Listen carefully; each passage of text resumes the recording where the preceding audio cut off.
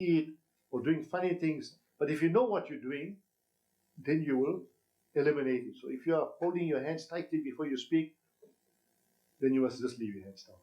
Right? But you'll notice after a while, out of habit, again you'll do that. But now you're becoming conscious of it, and you put your hand down. So you must know what you do when you are nervous.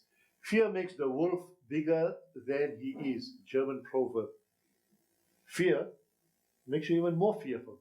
So why be fearful? Dangle your arms and twirl your wrists while waiting to speak. Like this. Who does this? You see this? Who does it? Boxers? Yes. Who else? Who else? Soccer players? Athletes? You see the athletes? Isn't that so? Olympic Games, just before the 100 meters. What do you see this Usain Bolt and all these guys doing? What are they doing? They're not doing this to loosen up, to warm themselves, because they've already warmed themselves. In the stadium, under the stand, there is a 50-meter track. They're already warming themselves before they come out onto the track. So they're already warmed up. But why are they doing this? Because of that nervousness to get the nervousness out. Smile, bring a big smile on your face and say, bring it on. Like this one here. Bring it on. Bring it on. Okay. Right. Now, is there some value in being nervous? Can there be some benefits of being nervous? Yes. What can be the benefit? It makes you cautious. Yes. What else? Sorry? Increases your metabolism. Okay. You mean if you're constipated and it loosens? Okay. What does sister wanted to say? Yes? Sorry? You discover your true potential. Anyone else? Yes? It reduces, correct? It reduces pride.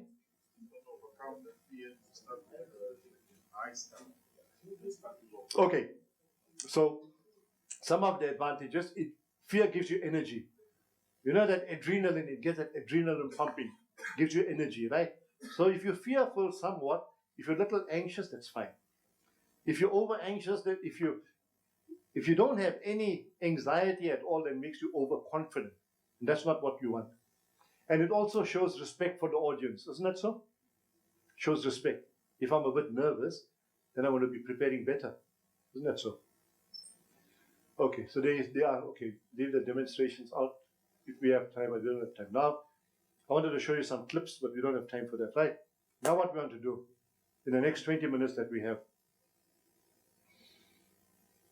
I want whoever wants to volunteer, and the people who volunteer learn the most, right? I want you all to start off a talk, any talk, just for 1 or 2 minutes. But I want you to have a powerful opening, powerful beginning, using some of the things that I told you. Maybe it's a question, maybe it's a small, powerful story, maybe if it's a quotation, maybe it's something humorous. Any talk, just think of any talk that you gave recently. Right now, that same talk, how can you grab the attention of the audience? Once a person was coming, you can do something dramatic. For instance, this professor from UCLA. So once he was walking onto the stage and he was going to be giving a talk on the architecture of cities. So as he came onto the stage, he fell down. When he fell down, people shook everyone up. And then he put his head up and he said, I grab your attention. Right. So you don't have to be as dramatic as that. But what I want you to do now, see, because when you leave here, you must learn something. So if it's only this demonstration, it's fine in the next few minutes. So whoever comes to the front but do these things. I want you to all stand up, please. Before you give a talk, these are the basic things that you have to know. Right? So keep your feet slightly apart, about 5 inches or so apart, like how you would stand in Salah. The ladies will put the right foot slightly ahead of the left foot. Right? The ladies, the right foot will be slightly ahead of the left foot, but the males keep them right with a small gap. Now, look ahead, your chin up, right? Small smile on your face, small smile, right. Now look straight ahead. Take 1 or 2 deep breaths. Again. Right. Now just imagine you're going to start talking now. How do you feel? Relaxed? Don't you feel relaxed?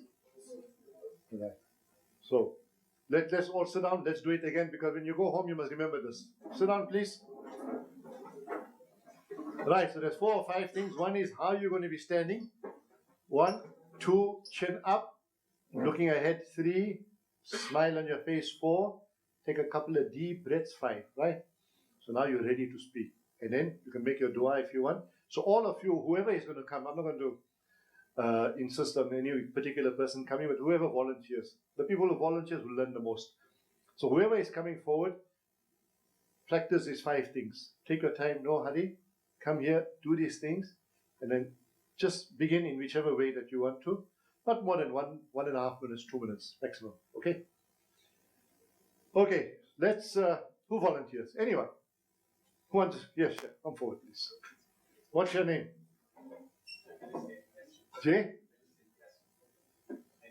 Ali Saint Qasim. Okay, mashallah. Right, so you're going to be coming here and do the whatever you can remember. So stand as I told you to stand, right? With your chin up, right? Look at your audience. Small smile on your face. Smile a little bit. Smile. No, not big one. No, just not a. Right.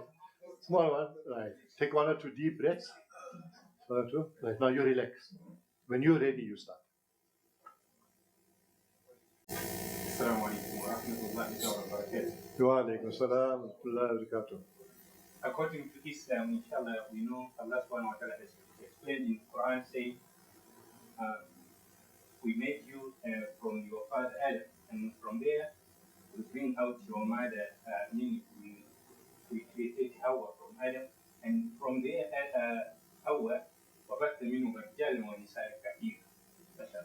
So my point is that actually to remind ourselves, I don't know who's married here and who's got consent. Okay. No, that's enough, mashallah. Well, just stand here. Okay. Now we're going to try and assist how you can improve, right? So, what is in what the brother said you found to be good? The certain things, what did you like about what he did? Was there anything that he did right? Yes, brother? He encouraged participation, he asked questions, correct? Yes? Yes, sister? He was confident. Was he confident? Was he confident? Right. Anything else? Okay, you quoted. That's correct. Anything else? Smile. Okay, you like to smile. Okay. Right. Now, is there anything that he did or said where it could be some improvement? Yes, brother? He spoke fast, so he need to go a bit slow, right? No, not dancing. Not dancing, but that, okay? No. Just say something else. Okay, so did you notice that while he stood, then he was like bouncing on his feet? Isn't it? Right? So when he does that, it becomes a bit distracting, isn't it so? Now you think, okay, now he's doing this. See, he's not aware of it. That's why it is good that now he learned. Right? So that is, he shouldn't be doing that. So you just stand. Because it's short, so you don't have to walk around, just stand one place. Okay, anything else? Sorry? Okay, he was only looking on one side. So what's very important is that you must look at your audience, looking around. So you could look in this direction, general direction, then you look in that direction, then you look in that direction, then you look in that direction. So everyone thinks they are involved, that you're speaking to everyone, right? Anything else? I think for the first time, very good, he did. Maybe what you can do also is maybe you can ask the question right up front. So when you come here, you got a smile, etc. Now, how many of you are married? Raise your hands, please. Right, you ask them. And how many of you have got daughters? Raise your hand. Right, now they're wondering now what you're talking about, isn't it? Where is he getting to? So maybe you could do it that way. Right, mashallah. Yeah. Right. Next person? Aisha, come forward. Okay, you next. After that. Let's run. See, if you come forward, you learn. Wa alaikum salam. Out of all the lifestyles and also the modes of living, why Islam? Alhamdulillah, we understand that Islam, out of anything that is called a way of life, it has a sense of integrating itself within a person or an individual who adheres to it. And probably everyone would ask himself, why all of a sudden when someone embraces Islam, everything about him or about her tends to change?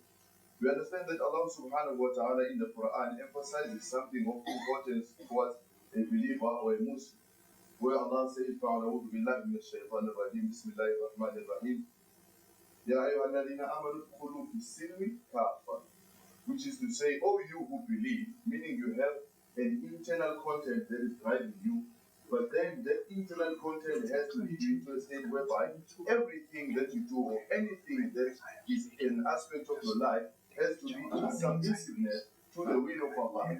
And that is why we understand in many cases you see that a Muslim naturally actually he grows within himself, and thus everything else that he touches or anything else that he engages in becomes a sense of submission, meaning it's not something that can be done and also undone or not done at a certain period in time, but then it is as in aspect that takes place within everything, and thus every engagement that a person has. Okay. What are things that you liked about what he was doing? Yes? Very confident, right? Yes? Spoke clearly? Anyone else? The gestures, did he have gestures? Now what? Okay, we'll come back to gestures in a moment. Yes, brother? He engaged the audience, so he was looking around. Yes, correct. Anything else? What was his topic?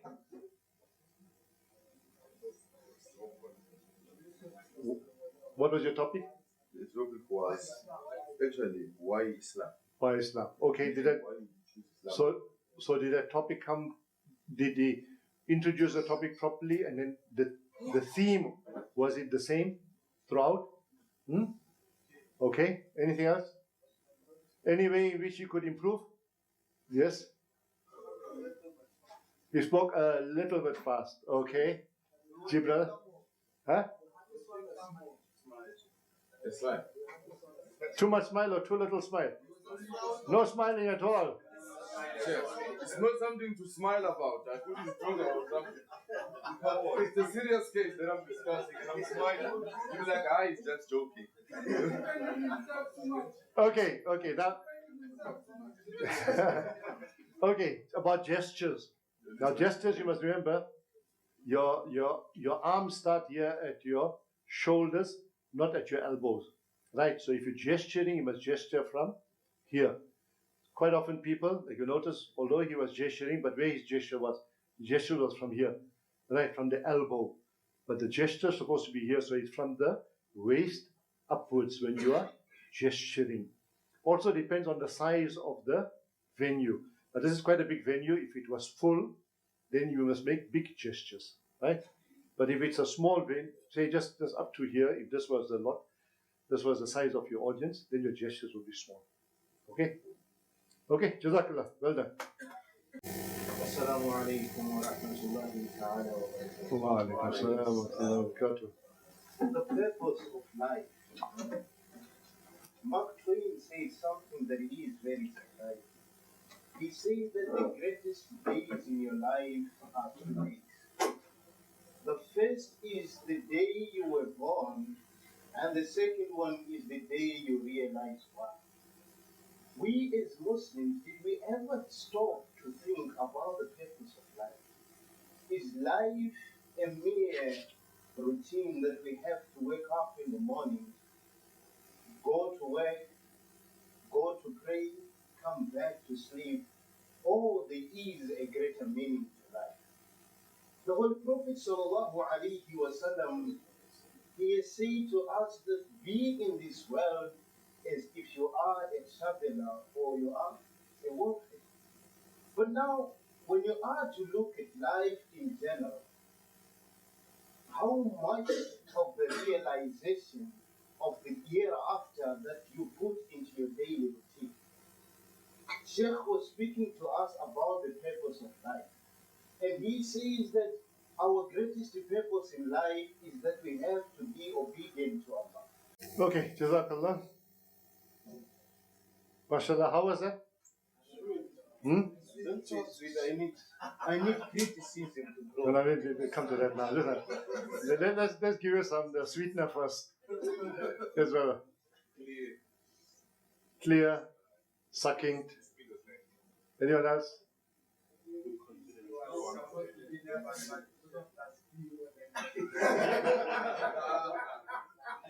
Okay, anyone else? Confidence, yes. The topic, was it a good topic? Very good topic, right? And how did he start? What was your beginning? Yeah, no, but even before Mark Twain, what you said? The purpose of life. Now, isn't that a powerful topic? Isn't that a powerful way to begin? The purpose of life. Now you'll be wondering now, what's the purpose of life? And then he starts with the quotation of Mark Twain. Right? Very good also. Yes, in fact he did very well. He connected with the hearts of the people. Is there any way in which you could have improved? Yes? Yeah. The tone was suitable. Right? You? Oh, never smile. No. Even if it is not meant to be a smiling topic, try and have a nice smile on your face also. Right? Anything else, brother? Okay, limited gestures. He could have expanded his gestures at times, correct? What about the tone of voice? Was it one tone or was it raising it and dropping it? One tone. So naturally he's a soft speaker. He's a soft speaker. But the thing is, he could have raised his now and then, isn't? Right? But one thing that we always remember, maybe you didn't mean it, but towards the end where you said, this is what the Sheikh said, but I reject it, and then he gave his reasons why he rejected. Don't say reject. Another view is. Right? So never use, although he didn't use that, don't say, like you say, you agree with what someone say, but. Never use the word but. Because but means, I'm not accepting what you say. Right? So just be careful with certain of the words. But I think he did very well. MashaAllah. Yeah? Toby. No, he's got his own style and also. He's unique. Okay, how are you doing for time? Oh, we still got 5 minutes more. Anyone, if you come forward, you'll learn. Okay, him, then you. Hey, we got so many takers. Unfortunately, we don't have too much time. Right, let's go. Assalamu alaikum wa rahmatullahi wa barakatuh. Wa alaikum salam wa rahmatullahi wa barakatuh. Alhamdulillah. My topic today is about the mother. Alhamdulillah. How many of us have mother? MashaAllah.